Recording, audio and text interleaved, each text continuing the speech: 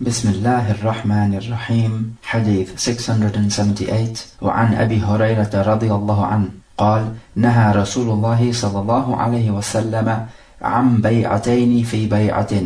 رواه أحمد والنسائي وصححه الترمذي وابن حبان. ولأبي داود: من باع بيعتين في بيعة فله أوكسهما أو الربا.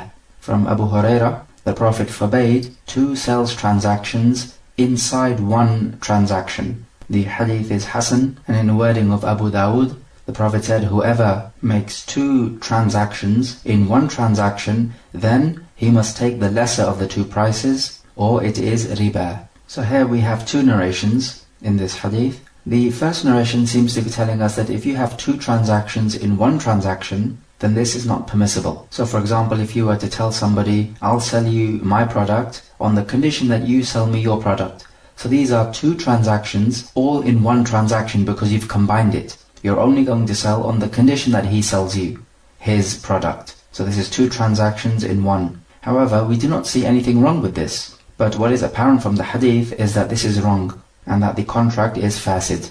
And what some other scholars have said is that what this hadith intends is, somebody says, I'll sell you this computer for £500 if you pay me in cash now, or if you want to pay me 1 year later, I'll sell it to you for £600. So if he wants to pay in installments, it will turn out to be more expensive, but if he wants to pay in cash right now, it will be cheaper. So they say this is two transactions in one, so this person has to take the lesser of the two prices, or if he takes the higher price, then this is riba. So that's how they've interpreted it. However, this is not the correct tafsir of the hadith, because the aforementioned example is correct, and there's nothing wrong with this in the Sharia. You can sell something now for a lesser price, or if he wants to pay in installments, then he will have to pay more. Because here there's nothing wrong in the Sharia. There is no gharar, there is no riba, and there is no deception. And these are the three things which determine whether a trade contract is haram or not.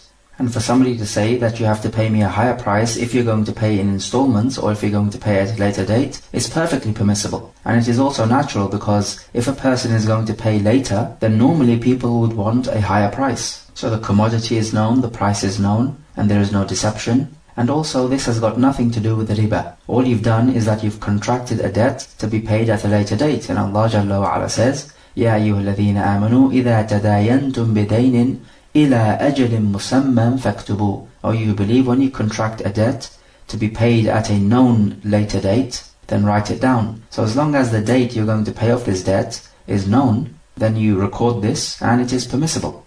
And so the ayah tells us you're allowed to contract a debt to be paid at a later date. And this is exactly what's happening here. Now rather we say that the intended meaning behind both of these narrations about the two contracts in one contract, and that if you conduct two contracts in one contract, then you must take the lesser of the two prices, or it is riba, then what we understand is that this is referring to the bay'ul 'ina. So how does this work? If a person lends £100 on the condition that the borrower pays him back £150, then this would be riba. But people, to get around this, would use a trickery. A person would sell an item for £150 to be paid at a later date. Then this same seller is going to buy back the item which he sold immediately in cash for £100. And then when the later date arrives, the buyer has to pay the initial £150. So what's happened here is that the seller has essentially given £100 to the buyer, and the buyer is going to pay back £150 to the seller at a later date. So this is effectively the same as the seller lending out £100 and receiving £150 in return. And the item which he sold was just a little trickery to get around this riba, trying to make halal what Allah has made haram. We can see here that these are two contracts in one contract, because the first contract is when the buyer has to pay back £150 at a later date, and the second contract is when the seller buys back his product in cash immediately for a lesser price. So these are two contracts inside one contract. And this is bay'ul 'ina, and it is haram. And the stern warning for this bay'ul 'ina is coming up in the book. But the point here is that 'ina is referring to the actual money, because the buyer buys this item, but he doesn't actually want the item. What he actually wants is the money, because you see that the buyer is simply going to sell back this item to the original seller in cash. and receive his £100. This is actually what he's after, not the actual item. So when he receives his £100, he will make use of this, and then when the date comes for him to pay for the item which he bought, remember he bought it on credit, so he has to pay back at a later date, he's going to pay back £150. So essentially what he's done is that he's taken £100 from the seller and he's going to give back £150, clearly a riba. But the item which he bought is just a little device to make this happen. What he actually intends is the i'ina, and in this case it means the actual cash. So what the Prophet here is saying in the wording of Abu Dawood is that if this seller takes his £150, remember he's given £100 when he bought back the item, so if he takes his £150 back, then he is taking riba. He is of course allowed to buy back his product, but he's not allowed to buy it back for an increased price. So he could buy it back, for example, for £100. So now there would be no riba, because essentially what the person has done is that he has given £100 and he's taking back £100. And it is done with two sales contracts, one which he sold and the other one in which he bought back his item. And this is permissible, and it is not a riba because he's not taking back more money than he gave. If he buys his product back for less than what he sold it for, so for example he sells it for £100 on credit, then he immediately buys it back for £90, then this is the complete opposite of the i'ina, and it is also permissible. The point is, he is not allowed to take back more than what he gave, in cash of course. Because if he takes back more, then this would be riba, and this is what the Prophet is saying here in the wording of Abu Dawood. So from this hadith then we can also take that playing with the sharia is not permissible, and it is the sunnah of the Yahud who try to take these little ring roads or try to find loopholes in the sharia. You're better off just performing the haram and acknowledging that it is haram, rather than trying to make halal by using loopholes what Allah Jalla wa Ala has made haram. Because here now you are doing two things which are wrong. You first of all committing a haram action, and secondly you're trying to make it halal. So the punishment for this is worse. And also we take, using this example, that the sharia is a law which does not play about. So you're not allowed to play around with the sharia or take it for a ride. And this is the nature of many men, that when something is haram and they know it is wrong, they will always try to find ways around it. They may do it by using things like bay'ul i'ina, as in this example, or they may do it by trying to change the name of something. So they would not call it khamar, they would call it something else. Sometimes they'll just do it by adding the word halal in front of it. So you would have a halal mortgage, or you could have halal music, or they call it nasheed, or halal meat. Very often you'll just find people attaching this halal label, and they will be effective in fooling others into thinking that it is actually halal. However, we judge things by their essence, not by the labels which are attached to them. Hadith 679 وعن عمرو بن شعيب عن أبيه عن جده رضي الله عنهم قال رسول الله صلى الله عليه وسلم لا يحل سلف وبيع ولا شرطان في بيع ولا ربح ما لم يضمن ولا بيع ما ليس عندك رواه الخمسة وصححه الترمذي وابن خزيمة والحاكم. From the grandfather of Amr ibn Shu'aib, the Prophet said that a salaf and a trade contract, so these two contracts are not allowed together, and two conditions in one sell contract are not allowed, and profiting from something which you do not own or what is not in your possession or guarantee is not permissible, and it is also not permissible to sell what you do not possess. The hadith is Hasan. Also in At-Tabarani, it is reported that the Prophet forbade a sales contract with a condition in it. The word salaf used in the hadith can have two meanings. First of all, it could be referring to the transaction which is called salaf, and this would normally take place, and the hadith for this is coming up, but the people would want to buy fruits, and they would pay in advance for these fruits, and then these fruits will be delivered at a known later date, and the measure of these fruits will also have to be known. So upon this tafsir, some ulama would say what this means is, for example, two people enter upon a contract and one person says that he will pay in advance for fruits on the condition that the other one sells him his house. So what they say, these are two trade contracts in one trade contract, because a salaf is a trade contract and then you're combining it with another trade contract. So two trades in one trade, they say, is impermissible. But we've said before that there's nothing wrong with two trades in one trade contract, and that this is actually referring to bay'ul i'ina. The other tafsir of Salaf is a loan. And we know that anyone who gives out a loan and this loan brings him a benefit, then this is riba. It's a type of riba. As the Prophet said, any loan which contracts a benefit, then this is riba. So for example, a person would say that I will lend you £1,000 on the condition that you sell me your computer for £200, and the computer normally is worth £300, but because he gave out this loan, he is able to buy this computer for cheaper. So clearly this loan is bringing about a benefit to him, and so this is a riba. And this is the correct interpretation of the hadith. It is referring to the fact that a person would give out a loan and this would bring about a benefit to him, just as in our example. And the reason why a loan is not allowed to bring benefit is because we need to understand the correct spirit of loaning money out. A loan is meant to be an act of charity and kindness. And an act of charity and kindness does not bring about financial or material benefit for the one who is giving out this loan.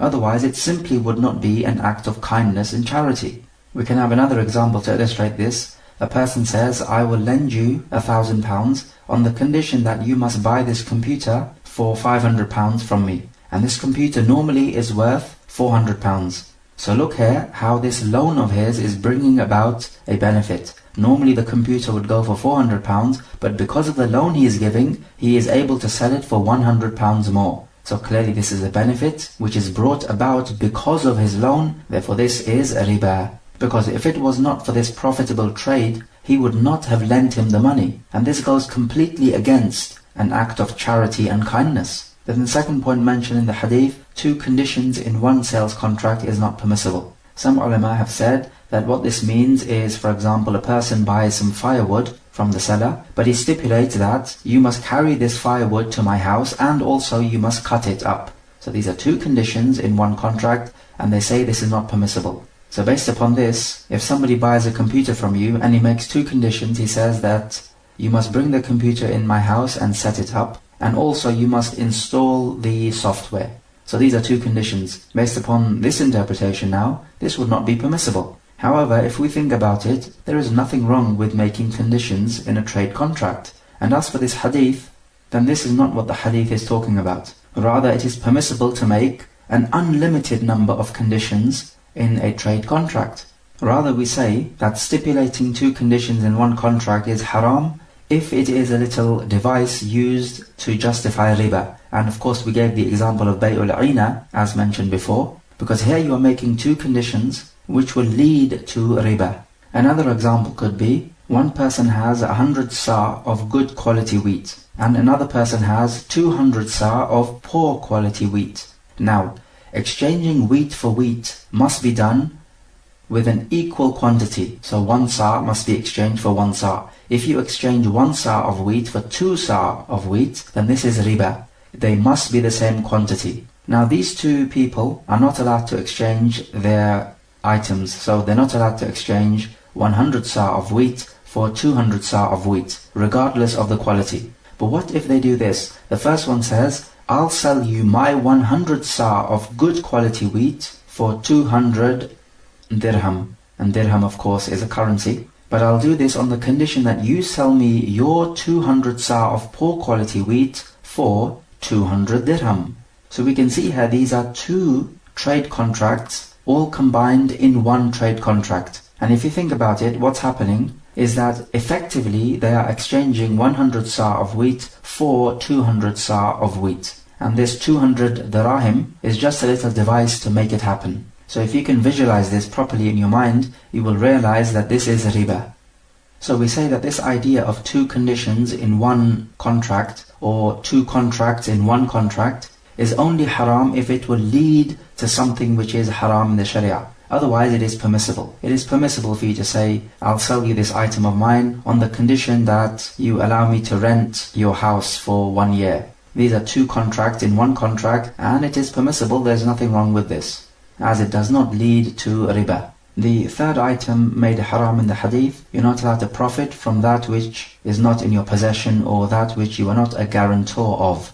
In the Sharia, we have this idea that if you are going to suffer the loss in a particular item, then you are also entitled to any profit from this item. So the loss comes with the profit. there should not be a situation in which, with a particular item, you're only going to gain its profits if it proves to be profitable, but you can never suffer the loss if the item suffers a loss. This is not permissible. Due to the hadith, al-kharaju bil-daman, the profit of an item comes with the loss of this item as well. So if you are potentially going to suffer the loss, then you must also potentially enjoy the profits. And so here the hadith is saying you are not allowed to profit from something which you would not potentially suffer a loss from. Remember earlier on we spoke about the fact that before the buyer takes possession of the product, if the product is damaged due to natural causes or due to the seller destroying it or somebody else destroying it, then the buyer does not suffer its loss. Unless of course the buyer refused to take the item in his possession and the seller wanted him to take it in his possession, in which case it's a different story as we mentioned before. But now what about this? If the buyer, before taking the item in his possession, sells it on for a profit, then what's happening here? He is selling something and profiting from it before this item comes in his possession and before he becomes a guarantor. So, in other words, he is not potentially suffering the loss, but he is profiting from this item. And this is not allowed. So selling on something before you take possession of it for a profit price is not permissible. And this is the best tafsir of this hadith. And this is exactly what these halal mortgages are all about. The bank will buy a house and will not take it in its possession. Therefore, the bank potentially is not going to suffer the loss if the house was destroyed. Let's say by a fire, for example. And why is this? Because the bank did not take the house in its possession. However, we find it is selling this very house for a profit price. So it may buy it for £100,000 and sell it to you for £150,000. So in other words, it is profiting from this house, but at the same time, it is not going to suffer any potential loss. If, for example, the house was burnt down due to fire or some other natural calamity. So the situation is positively skewed for the bank in financial terms, and this is not permissible. Or for example, if somebody buys some fruit on a tree and he sells it on before cutting the fruit away from the tree, then this is not allowed because he's selling something which has not come underneath his guarantee. So he's not a guarantor for the fruits. As if the fruits were destroyed, he would not suffer the loss because he did not take possession of it. However, what about this example? A person rents out a flat, let's say for 1 year. So he's going to pay the rent every month and he's going to stay in this flat for 1 year. Of course, he does not own the flat. He just owns the right to live in this flat and make use of it for 1 year or however long they agree to. Is this person now, who is renting the flat, allowed to rent this flat himself to somebody else for a profit price? Don't forget, he does not own the flat. So if the flat was to be destroyed due to some natural calamity, then he would not suffer the loss. The loss would be suffered by the owner of the flat. So is this tenant now allowed to himself lease this flat out to somebody else? Some ulama would say, no, he's not allowed to do this because he will not potentially suffer the loss, so he's not allowed to profit from this flat either. But the correct opinion is that this hadith does not apply to this situation and that this person who is a tenant is allowed to himself lease out this flat to somebody else. Because there's a slight difference between a trade and a rent or a leasing contract. They are similar in the fact that it is wealth being exchanged for a benefit, but the tenant here has not bought the flat, he has bought the benefits of the flat. And from the benefits of the flat is that he can lease it out to somebody else. And he may want to do this if he himself does not want to live in this particular flat. Maybe he found something better. But the contract is that he needs to pay for this flat for 1 year. Now he's going to have to pay, but at the same time he does not want to live in the flat. So what he does is that he himself leases out this flat to somebody else. And this is permissible. And this hadith here does not apply in this particular scenario because the tenant, as we said, owns the benefits of the flat. This is what he has bought. And from the benefits is that he can lease it out to somebody else. So we say in this case it is permissible, as opposed to a normal trade contract in which you buy the item, and the item, of course, as one of the conditions of a trade contract, will be yours to keep forever, not that you would have to give it back. So there's that slight difference between a trade contract and a leasing contract. And the fourth item, which is made haram, he says that you're not allowed to sell what you do not own. So you are not allowed to sell the car of another person, except if he gives you permission. And if you were to sell this car, then this trade will be fasid, so it must be returned. Secondly, it means that you're not allowed to sell something which you cannot deliver. For example, a servant who has run away, or a camel who has run away, or something which is stolen from you, unless you know that you have the authority to take it back. So in this case, even though it's not with you physically, it does take the ruling as if it was with you. And the third way of interpreting this is selling the debt which somebody owes you. For example, if you give somebody some money and he owes you a computer to be given to you at a later date and you paid him in advance. Now this computer is a debt which he owes you, but it is not in your possession because he has not delivered it to you yet. Now, at this moment in time, are you allowed to sell this computer to somebody else? The answer is no, because here you are selling a debt which somebody owes you. So this debt, in this case the computer, is not with you. You don't own it yet. Hence you are not allowed to sell it to somebody else. And the reason why this is not allowed is due to gharar, or uncertainty. You don't know if this computer will come into your possession. So there is jeopardy involved. However, in a case like this, you are allowed to sell this debt back to the one who owes it to you. So you paid him in advance and he owes you this computer. Then before he delivers this computer to you, you sell it back to him. So you're selling the debt which he owes you back to him. Remember, the debt is the computer. But in this case, a vital condition must be noted. Remember that this computer is not underneath your guarantee. So you are not allowed to profit from something for which you are not a guarantor. And we spoke about this before. Therefore, you are not allowed to profit from this computer when you sell it back to the one who owes it to you. So you need to sell it at its appropriate price, and you are not allowed to sell it for a profit price, because you are not allowed to profit from something for which you do not potentially suffer its losses. So in summary, we would say, if person A owes you a debt, you are not allowed to sell this debt, which has not been given to you yet, to person B, but you are allowed to sell it back to person A on the condition that you do not profit from this debt, because this debt has not come under your guarantee. And you're not allowed to profit from that which does not come under your guarantee. And so you would not be potentially suffering its losses. And the hadith for selling off a debt to the one who owes you this debt is coming up. But the point is that when the Prophet forbids selling what is not in your possession, then we can understand it in three ways. Selling somebody else's possession, or selling something which you're not able to deliver, even though you do own it, or selling a debt which is owed to you to somebody else other than the person who owes this debt to you, on the condition that you do not profit from this debt. One might ask a question here: why is it not permissible to profit from something for which you will not potentially suffer its losses? And the answer is, this type of thing leads to ill feelings between the brothers, and enmity and hatred, and it will lead to the feeling that people who are particularly rich are exploiting the poor. Because people will start to think, how is it then that financially the system is positively skewed for this other person, so he can only make a profit and no loss, whereas we also have to suffer the loss? Clearly this is going to lead to enmity and hatred.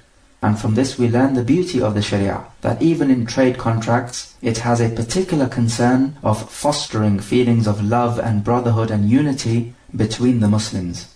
Also, regarding what we said about giving a loan which contracts a financial benefit by combining it with a trade, then it would be permissible if the loan and the trade were two separate entities. So instead of saying, I'll loan you some money on the condition that you need to buy this product from me at a profit price, if he was to loan him the money and was to sell him his item separately and not as a condition on the loan, then this would be permissible. But it's when you combine the loan with a trade contract which will obviously bring you financial benefits, then this is not permissible, because if it was not for the trade contract, he would not be giving him the loan. And this goes against the idea of a loan, which is an act of kindness and charity, not as an act to make money. As for the narration in At-Tabarani, who says that the Prophet forbade a sales contract with a condition, we know from before, from the hadith of Jabir, that it is permissible to have a condition in a trade contract. But what is intended here is if this condition leads to something which is haram. So if it is used as a trickery device. And we spoke about this before.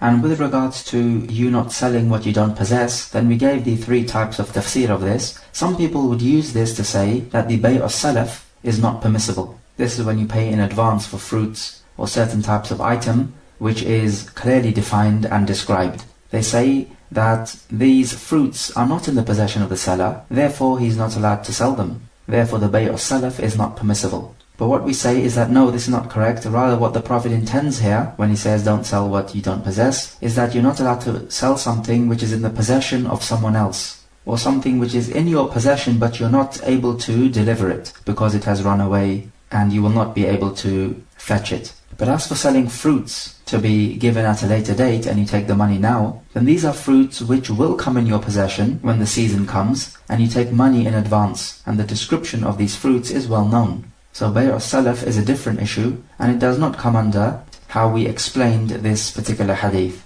as it does not come under the 3 ways of understanding this hadith which we mentioned. Hadith 680, وعن عمرو بن شعيب عن أبيه عن جده رضي الله عنه قال نهى رسول الله صلى الله عليه وسلم عن بيع العربان. رواه مالك قال بلغني عن عمرو بن شعيب به. From Amr ibn Shu'aib, he says that the Prophet forbade giving a down payment when purchasing something. The narration is da'if.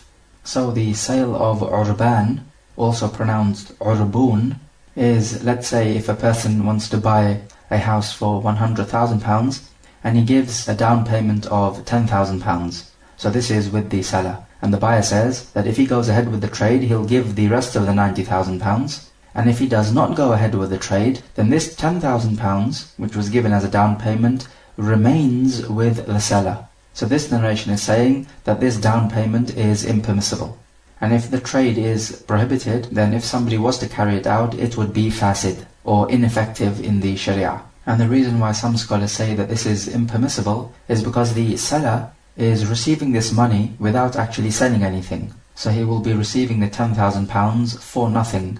But the correct opinion is that this bay'ul urbun is permissible and that this hadith is da'if, therefore we do not rely upon it. And the urbun is simply like the buyer returning back the item to the seller, but in so returning the item back, he returns with it some money as well. And there is nothing wrong with this. Nobody says that this is haram. And with the down payment, there is a benefit for both the buyer and the seller. As for the benefit for the seller, then the down payment ensures that the buyer is not going to mess about and he's going to go ahead with the trade. Because if he does not go ahead with the trade, then this £10,000 will be for the seller.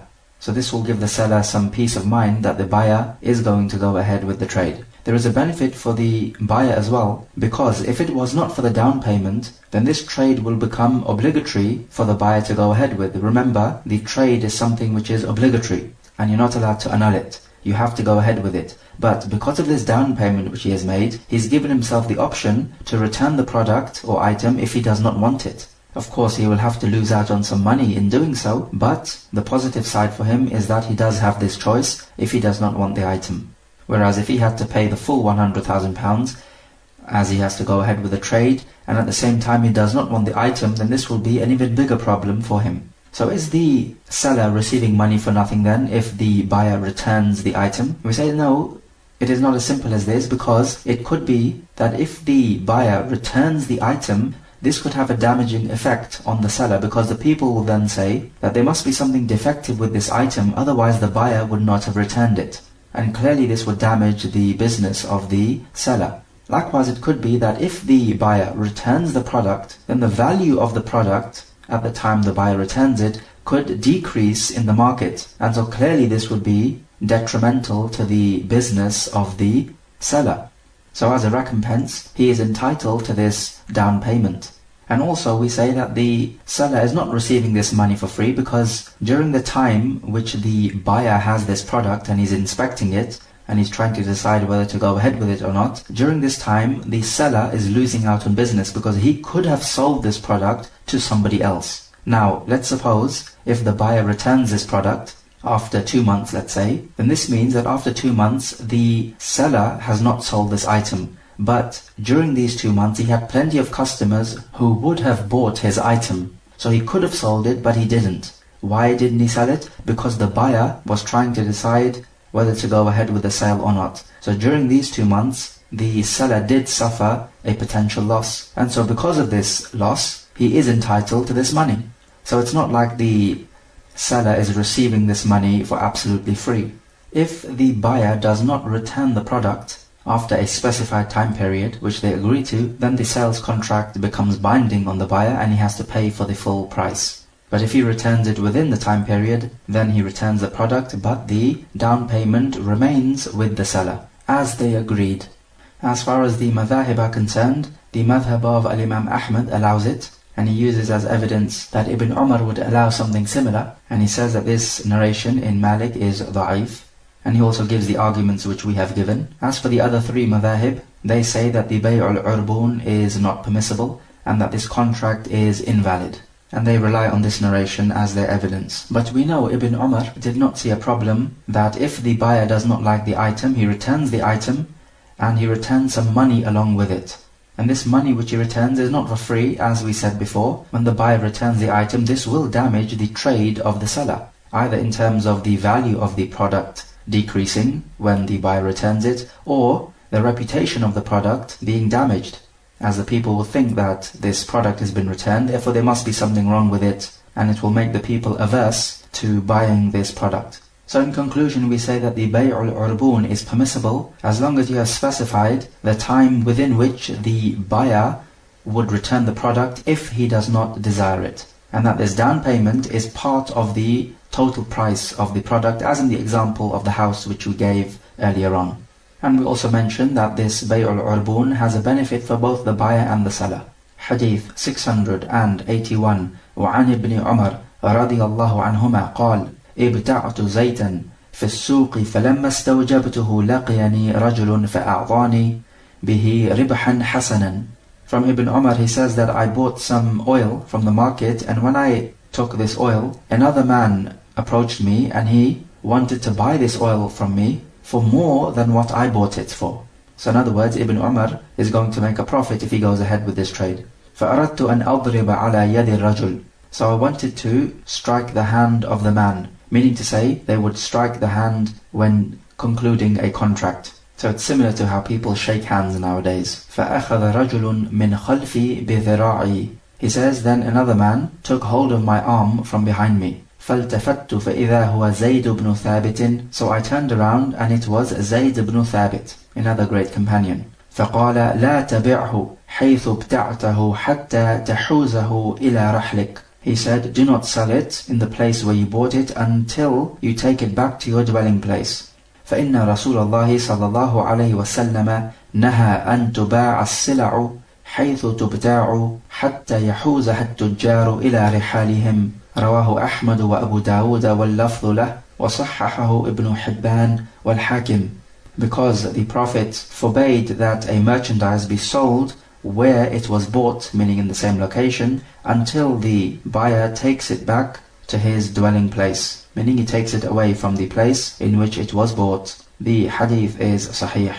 So we can take from this hadith that there is no problem for a scholar to go into the market and trade with the people, because here Ibn Umar, no doubt, is one of the great scholars of Islam, and clearly he has much honor with the Muslims. And some scholars have said that when it comes to a qadi or a judge in an Islamic court, he should not trade with the other people, because it could be that if other people deal with him nicely and he starts to like this particular person, then if this person has a court case and this qadi is judging, then he may show favoritism to this person who has been treating him nicely in his business dealings. So this is why some ulama disliked that a qadi directly undertakes his sales or business transactions. However, the correct opinion is there is nothing wrong with this, and we don't have any evidence to say that this is makruh.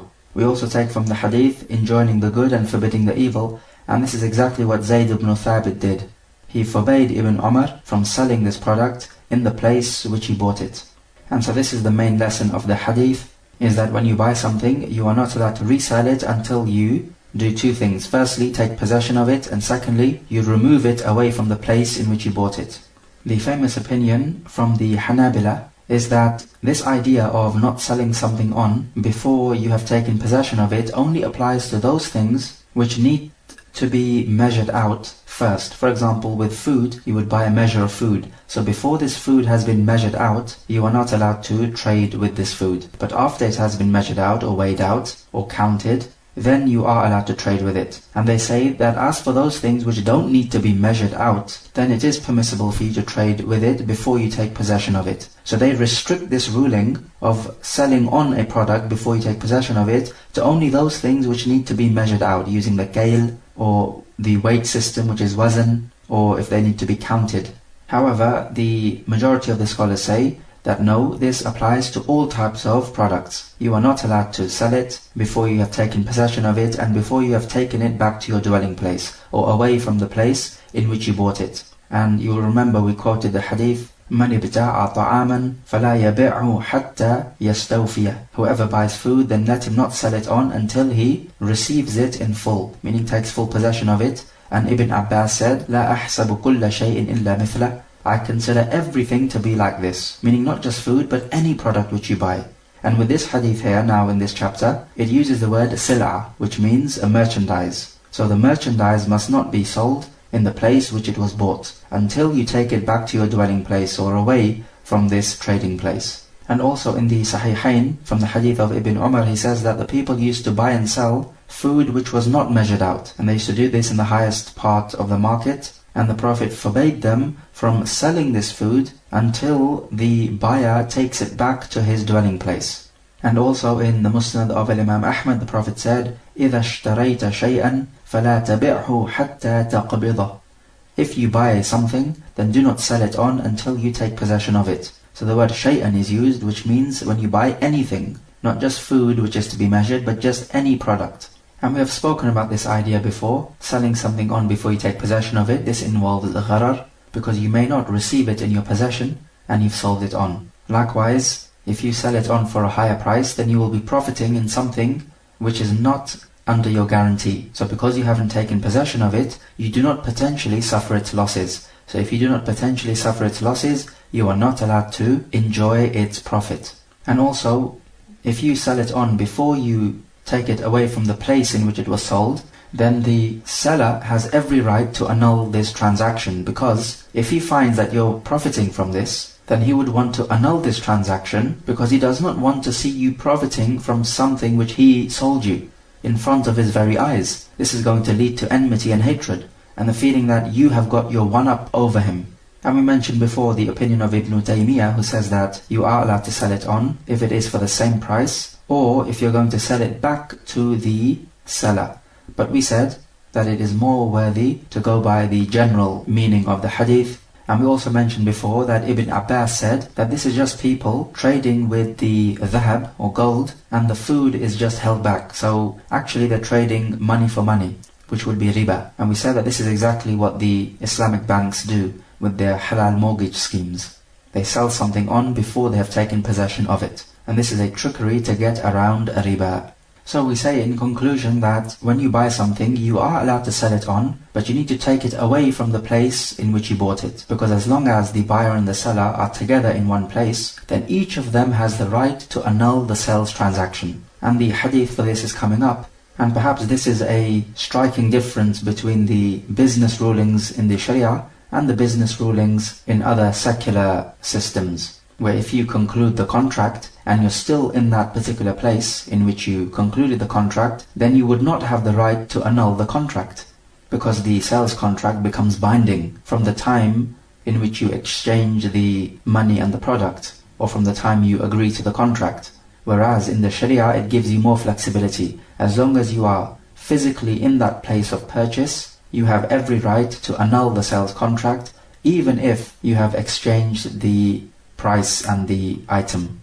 However, one might say, fair enough, you're not allowed to sell an item on before you have taken full possession of it, but what about those items which you cannot move from the place in which you bought it? And it's not as simple as just taking possession of it, for example, a book or some food or something which you can transfer. So if you were to buy a house, definitely this cannot be transferred from one place to the other. And how do you take possession of a house anyway? We say in response that the customs of the people determine what constitutes you taking possession of the commodity. So with a house, for example, you have taken possession of the house when the seller gives you the keys of the house. This is how it would be normally done in accordance with the customs. So what about this idea of you transferring this item to your dwelling place. Well, for a house, this hadith does not apply, because clearly you cannot move the house. So we say you're allowed to sell this house back on after you have taken possession of the house, and it becomes underneath your guarantee. So if this house was to suffer a loss, for example, it was burnt down, then you would be responsible for the loss, nobody else. So if it comes to a situation like this, that you would potentially suffer the loss of the house, then and only then are you allowed to sell this house on. But with the halal mortgage schemes, the bank is not potentially going to suffer the loss, because it is not officially in possession of the house. Hadith 682. وعن ابن عمر رضي الله عنهما قال قلت يا رسول الله إني أبيع الإبل بالبقيع فأبيع بالدنانير وآخذ الدراهم وأبيع بالدراهم وآخذ الدنانير آخذ هذا من هذا وأعطي هذا من هذا. فقال رسول الله صلى الله عليه وسلم لا بأس أن تأخذها بسعر يومها ما لم تتفرقا وبينكما شيء. رواه الخمسة وصححه الحاكم. From Ibn Umar, he says that, O Messenger of Allah, I sell camels at a place called Baqir. I sell for dananir, which are dinar, but I take dirham. This is if the buyer does not have dinar. And I would sell for dirham, and I will take from the buyer dananir. This is if the buyer does not have the dirham, of course. I will take this for this, and I will give this for this. Meaning to say, dirham in exchange for dinar, and dinar in exchange for dirham. And the Prophet said that there is no problem if you do this, as long as you take the price at the current exchange rate, and that you should not leave each other, meaning the buyer and the seller, whilst any of you owes something to the other. So the exchange must take place completely. This hadith, Shaykh al-Albani has graded it to be da'if. However, many other scholars like Ibn al-Qayyim, Ibn Baz, and Ahmad Shakir have graded it to be Hasan. And we find there is nothing wrong with the meaning of the hadith as well, so it can be accepted. So what's happening in this hadith here is that Ibn Umar is selling a camel. Let's say he is selling a camel for 5 dananir, which is the plural of dinar. But the buyer does not have dananir, he has dirham. So what should we do now? We say we need to look at the exchange rate between the dinar and dirham. So if let's say the exchange rate is that 1 dinar is equal to 10 dirham, then in this case now the buyer would have to give Ibn Umar 50 dirham, and that this trade would be correct, because the exchange rate is correct, and also they have exchanged the price and the commodity, and they have not left each other whilst one of them owes the other something. So it's not like the buyer says that I owe you 50 dirham, let me give you 40 now and 10 tomorrow. No, this would not be permissible. He has to give the whole 50 right now. So these are the two conditions which must be met. Firstly, that you must change from the dinar to the dirham in accordance with the exchange rate of the day. And secondly, the full money must be given on the spot. So the buyer is not allowed to delay the payment for the camel. So if this is understood, then what happens if he is selling the camel for 5 dananir and the exchange rate is 1 dinar to 10 dirham, but the seller, instead of demanding 50 dirham from the buyer, as the exchange rate is 1 to 10, he demands 51 dirham. So he demands more than the exchange rate. We say this is not permissible. Why is this? You'll remember the rule that you are not allowed to profit from something which does not come under your guarantee. Now what's happening here is that the seller gives this camel to the buyer, and the buyer owes him 5 dananir. So the buyer owes 5 dananir to the seller, so these 5 dananir belong to the seller. However, he has not taken possession of it. So therefore these 5 dananir do not come under his guarantee. And remember we said that you're not allowed to sell a debt which is owed to you, except if you sell it back to the one who owes you this debt. So this 5 dananir now, the seller is not allowed to trade with it with anyone else, but he can sell it back to the one who owes it to him. So in this case it would be the buyer of the camel. So now the seller is going to sell this 5 dananir, which belongs to him but is not in his possession, back to the buyer who owes this 5 dananir to the seller. However, it needs to be done at the correct exchange rate. So if he charges 51 dirham to the buyer instead of 50 dirham, then he is profiting from these 5 dananir, and these 5 dananir have not come under his guarantee. So he's profiting from something for which he is not a guarantor. And we said before that this is not permissible. So therefore we say he has to charge 50 dirham, which is the exchange rate on the day. This is to ensure that he does not profit from something which does not come underneath his guarantee. What is apparent from the hadith is that if he was to charge 40 dirham, then this would not be permissible. However, we say this is not what is intended by the hadith. What is intended is that he's not allowed to profit from something for which he does not potentially suffer a loss. So if he was to charge 40 dirham, then this would be permissible, because this would be like saying that he's letting him off 10 dirham. And there is nothing wrong with letting go of some of your rights. But what is not permissible is for you to profit from something which does not come under your guarantee. So this is the first condition. And this is why the Prophet said that there is no problem for you to take these dirham instead of the dinar at the current exchange rate, so as to ensure that you do not profit from something you're not allowed to profit from. And as for the second condition, that you must not depart whilst the person owes you some of these dirham. So if you say, okay, you owe me 50 dirham because it's 1 to 10 exchange rate, so you could pay me 40 now and 10 later on, then this is not permissible, because this is an example of sarf. Because what's happening here is that we are exchanging dananir for dirham, or money for money. And when you exchange money for money, then it needs to be done on the spot. And the hadith for this is coming up in the chapter of riba. So when you're exchanging two currencies, which are of course two different currencies, then the amount does not have to be the same. So you can exchange £1 for $2 if that's the exchange rate. Because the currency is different, so the quantity does not have to be the same. If the currency was the same, then the quantity would have to be the same. So you're not allowed to exchange £5 for £6. That would be riba. But because the currency is different, then the quantity is allowed to be different. But the vital condition is that it must be exchanged on the spot, hand to hand. And you're not allowed to delay the payment. So this is why the Prophet is saying that you must not depart whilst one of you owes something to the other. Because in this case now, the seller is giving the dinar back to the buyer, and the buyer is going to give him dirham in exchange for this dinar. So when you exchange a dinar for dirham, or any two different currencies, then it needs to be a hand-to-hand exchange. If you're exchanging two items in which a hand-to-hand exchange on the spot is not a condition, then you are allowed to delay the payment. So for example, if you're exchanging dirham for sha'ir, which is wheat, here you do not need to exchange hand-to-hand, and you can delay the payment. So in this case, if the camel is being sold for 50 dirham, and the buyer does not have dirham, rather he has some barley which he wants to give you. So the point is now that you have sold this camel for dirham, so this person owes you dirham, and so these dirham belong to you. But because the buyer wants to give you wheat, you are going to sell these dirham back to him in exchange for his barley. Remember again, this is a debt which somebody owes you that you're selling back. You're not allowed to do this except to the one who owes you this debt. So now the situation we have is that you're giving him the dirham which he owes you in exchange for barley, which he's going to give you. Now when you exchange dirham for barley, then you do not have to exchange it hand to hand on the spot, and that deferred payment or delayed payment can be made. So in this case, you are allowed to leave each other whilst he still owes you some sha'ir, and he's going to pay you at a later date. However, we need to look at the other condition. If these 50 dirham are worth 5 sa' of sha'ir, let's say, then you have to charge him 5 sa' of sha'ir. You are not allowed to charge him 6 sa' of sha'ir, because here you would be profiting from something which does not come under your guarantee. These dirham don't come under your guarantee and you're selling them on, so you're not allowed to profit from them.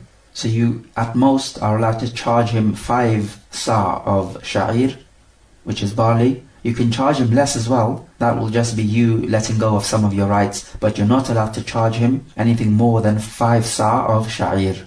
We can also take from this hadith the eagerness of the Sahaba to gain knowledge, to practice it in their everyday life. Because here Ibn Umar is asking the Prophet what the ruling is. And whenever you have a situation in which a Sahabi is asking the Prophet about a ruling in the Sharia, then this in and of itself is a virtue of the Sahabi. Just merely asking about the Sharia shows that you are interested in living your life the way Allah Jalla wa Ala wants you to live your life. And it shows that you have submitted yourself to the will of Allah Jalla wa Ala, and that you are not too proud to obey Allah Jalla wa Ala. What about the case if you are just selling an animal for cash? Does it have to be an on-the-spot exchange? The answer is no, because an animal is not cash. It is when you're exchanging cash for cash in which it has to be an on-the-spot exchange. Also, we take from this hadith that this hadith is an example that you are allowed to sell a debt which is owed to you to the one who owes you this debt. As for if person A owes you a debt, so it's not in your possession, you are not allowed to sell this debt to person B. And the reason why you're not allowed to do that is because of a gharar. You don't know if person B would be able to take this debt from person A. So if person A owes you a computer, and this computer is not in your possession, you're not allowed to sell this computer to person B, because you don't know if person B will be able to take this computer from person A. But you are allowed to sell it back to person A, because he's the one who owes you this computer. However, we can say that you are allowed to sell this debt to person B if certain conditions are met. Number one, that person B has the authority to take this computer from person A. Maybe person B is a ruler or somebody with great authority, and he definitely can track down person A and take it from him. So in this case, there would be no gharar, or there would be no uncertainty that person B may not be able to take this computer from person A. Condition number two, that the amount of this debt must be known, and when this debt is due must also be known. So for example, if person A owes you some wheat, for example, now this wheat is a debt which he owes you, you're not allowed to sell this wheat to person B unless person B has the ability to take it from person A, but also the amount of this wheat must be known, and its due date when he needs to pay it to you must also be known. This is to avoid any argumentation where person A might tell person B, no, I don't need to give you this wheat because the due date has not arrived yet. Or they might get into a dispute as to the quantity of this wheat as well. So if the amount and the due date are known, then this is a condition. And then the third condition, it must not be two items in which riba and nasee'ah runs. This is deferred payment. Remember, if you're exchanging currency for currency, it must be exchanged on the spot. So you're not allowed to defer the payment and say, I'll pay you some of it later on. Likewise, if you're selling wheat for wheat, it must be done on the spot and you're not allowed to delay the payment. So for example, if person A owes you £10 sterlings, and you decide to exchange this £10 for $5 which person B is going to give you. Now when you're exchanging these two currencies, it must be done on the spot. So if person B gives you his $5, and then you tell person B that you have to fetch your £10 from person A because he's the one who owes it to me, then clearly this is deferred payment, because he's given you his $5 now, and you're giving him £10 at a later date, because he's going to fetch these £10 at a later date when person A is due to pay you this debt. So we say that this third condition is all about the fact that there must not be riba and nasee'ah running between these two items. And the chapter of riba is something which is coming up. And then we have the fourth condition, and this is something we've spoken about before. You are not allowed to profit from this debt which you sell. So for example, if person A owes you some wheat, let's say 1 sa of wheat, and he's going to deliver this to you at a later date, and you want to sell this wheat on to person B for Dirham, and we have the price of the wheat, that 1 sa of wheat is equal to 5 dirham. So you're not allowed to take more than 5 dirham from person B, because if you took, let's say, 6 dirham, then you would be profiting in something which has not come under your guarantee, because remember, the wheat has not been delivered to you yet. You can charge him less than 5 dirham, but not more. So we say if these 4 conditions are met, then you are allowed to sell the debt which is owed to you to somebody other than who owes you the debt. Because with these 4 conditions, we are safe from entering into something which is haram in the Sharia. Okay, let's take some review questions. So question number 1. Explain what is meant in the hadith which forbids 2 transactions in one. So give the correct interpretation of that hadith. Question number 2. Explain whether down payment is permissible or not. Question number 3. Give the 4 conditions we mentioned which makes it permissible to sell a debt owed to you to a third party.